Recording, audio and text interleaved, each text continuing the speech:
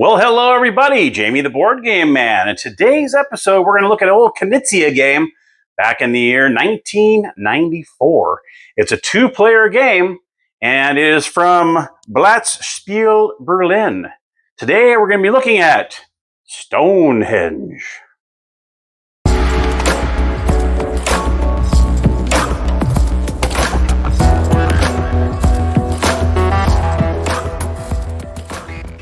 All right, everybody, here we are with Stonehenge. All right, here we go.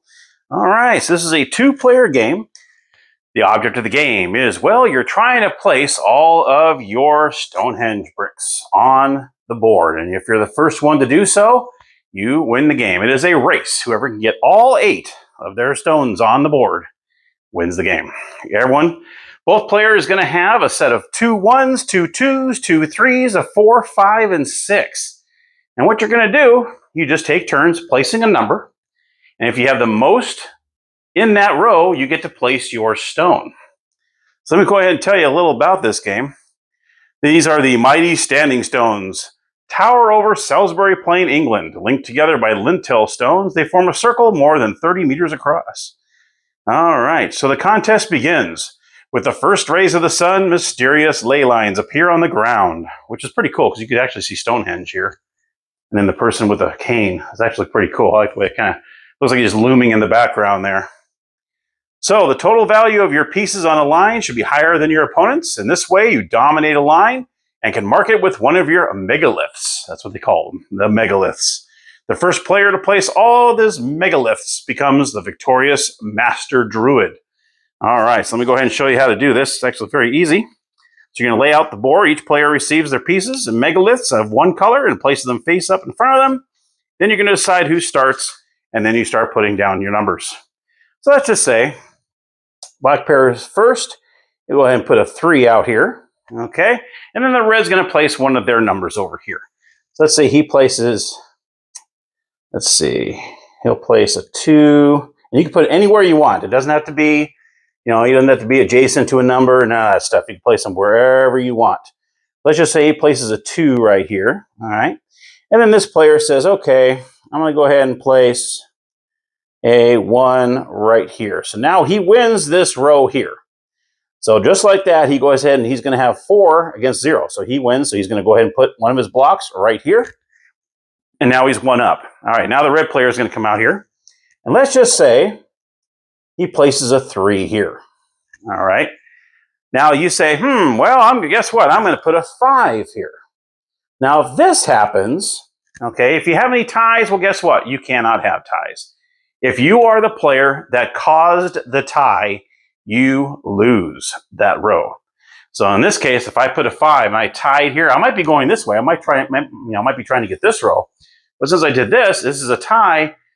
Red was there first, so they would be able to put their monolith right there. Okay, so there are no ties. Now, for instance, we can see here, let's just say it is now red's turn.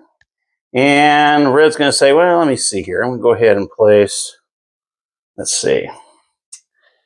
I'm going to put 4 right here. No, I'm going to put a 6 right here, just so I can show you how this works. Okay, now see, he puts a 6 there. He has 8, and he has a 3. Okay. He's going to be looking at that going, okay, let me see here. The only way I can beat this is if I get a 6 here. That's the only way he's going to get it. Okay, 8, 3, yeah. So a 5 would actually tie it. 6 would actually beat it. So if he wanted to put his 6 here, he could do that. Okay, and then the black team would actually get his monolith here. Now I want to show you something here. Let's just say he puts his 2 right here. All right, I'm sorry, it's the red's turn. Let's just say red puts their 4. They're going to go like this. They're going to go for this here. All right. Now black decides I'm going to go ahead. I'm going to put a 1 right here. All right. Now right now there's 2 things you can see right here that you can automatically know that these players are going to lose the rows. Right here I have 7 in this row. Okay.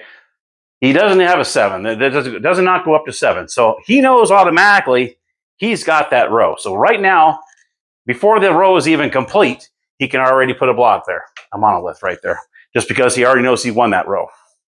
Same with this row. This red row here, he's got 10. Well, the highest I've got is a 4. That's only going to make a 5. So red automatically knows they're going to win that row. So before that row is even finished, he can put one right there. So as soon as you know that you solidified that row, and that other player cannot, well, even if he ties it, even if the person ties it, they still lose. So if they tie it or can't beat it, put that monolith down, because it is a race. Whoever lays them all down wins the game. And this is something you're going to continue to do. Okay, let's see. That was, if I put that there, let's say red goes, okay, I'm going to go here. Okay, so now red knows, oh, well, I already got this already because there's 7. The highest he's got is 4. So red, now you can see it's going to speed up a little bit. So now red goes here, they win here. Okay, and now black's going to go, and black's going to say, well, I can't get this row because this is 5, 8. So red should already know as soon as he put that 1 down that he has this row as well. He's going to, and you can put more than 1 megalith can be played on a turn. So you can do more than 1. As soon as I put this 1 down, you know, that I already knew that this will be my row. So boom. And if there's another one, as soon as I knew I had 7 here, boom. So you can put more than 1 monolith down on your turn. Okay, as many as you can, because it is a race to get the last ones in there.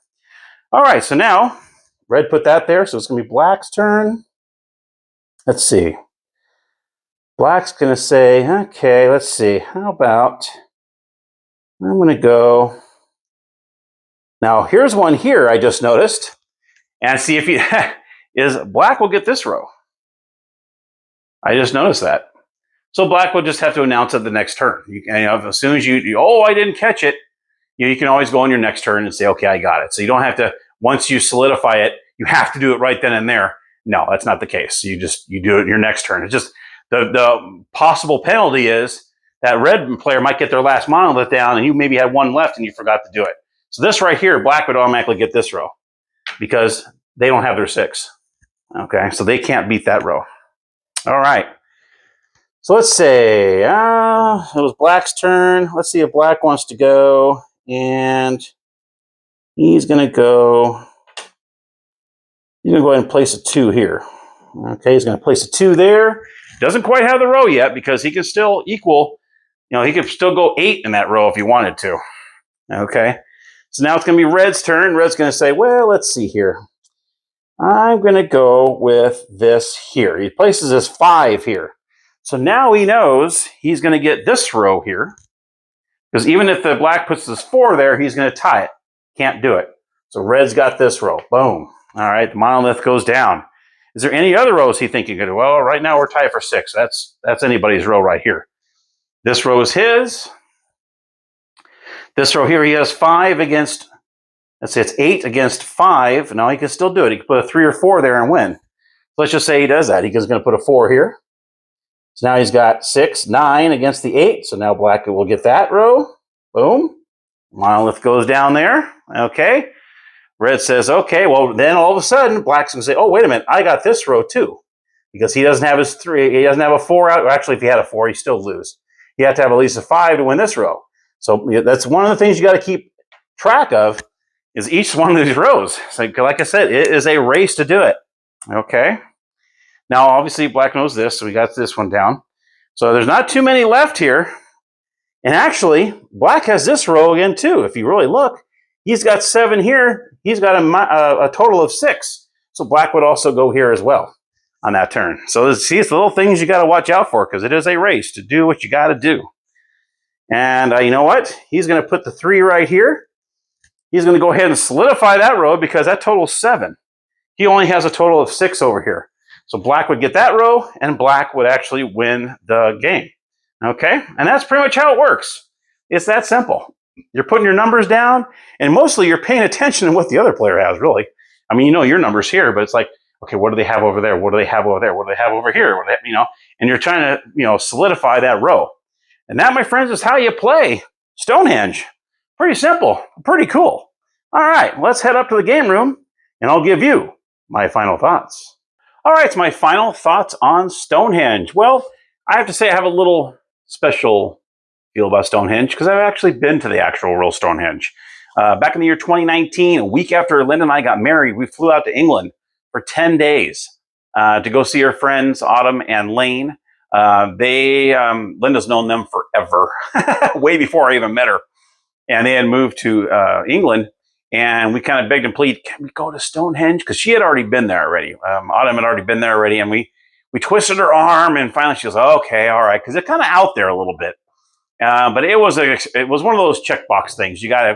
I've seen it, you know, and we got a cool little magnet that said, I've been to the Stones. Really, really cool. But anyway, of course, we did the touristy photo. I'm going to push it down. You know, of course, you got to do that when you go see Stonehenge. You got to do that. You got to pretend like you're pushing it over, you know, that kind of thing. Even though they don't even let you nearly as close as they used to. You used to be able to walk right up to them. Now people are so far out because, you know, it takes one or two people to ruin the experience. But anyway, this is a cool, quick little game. I mean, it's pretty much just putting numbers on a board and seeing if you have enough to get that stone across the way. And it's really cool. I think what's funny is I think you pay more attention to your opponent's numbers to see if they can beat you down that line. You know, it's like, okay, if I put a 4 here, okay, they don't have enough. So I might be able to put that there, boom. And I like that you can't tie either. So if you're the last one to tie it, well, I was there first, I win. That's a pretty cool little rule too. So there's not much to the game. And it's like a 15-minute game. So it's really quick. It's one of those ones they just kind of warm up, you know, okay, let's get your brain going a little bit. It is only a 2-player game, but still, you know, I guess you could do 2 versus 2, I guess, but I don't think there's as much there that you really need to do that. But hey, you know, you never know. I mean, you could do that too if you needed to. So I want to give a shout out too to Undiscovered Games. That is a channel. It is a fantastic channel. Really enjoy his channel. He brings up a lot of games that are really under the radar, and he brings them to light. And this was one of them that he had on his channel. And I thought, oh, this is really cool. And it's funny, I think I have a couple other of his games up here too. Not all of them are here. I think Middle Ages, I think, was one. I don't know if you even see it. Oh, it's up here. You can't see it. Ferenz, Himalaya. I think maybe Ceylon was on his channel, I think. I'm not 100% sure. And so there's a lot of games I've watched on his channel like, dude, this looks good. One that I know I can explain within a few minutes and not lose everybody, because sometimes if it takes too long, people's eyes get glassed over and you're like, these look really fun. And he had this on his channel. And I also want to give out a big shout out because Chad and his wife, they actually had this on Facebook Marketplace, and they live right here in Tennessee as well, down in the Sweetwater area, and just further south on the way to Chattanooga. And so they had this and Africa.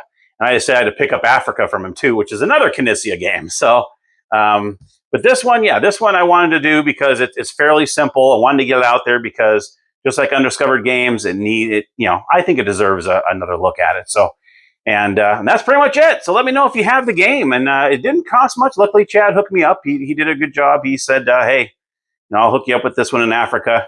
And he had it to me within days. So thank you, Chad. Appreciate you. And thank you, Undiscovered Games, for letting me even know about this game. So, all right, guys, thank you so much. That's my review of Stonehenge. I hope you enjoyed it. If you did, give me that thumbs up. If you haven't subscribed, feel free to hit that subscribe button. Doesn't cost you a penny. And as always, happy gaming.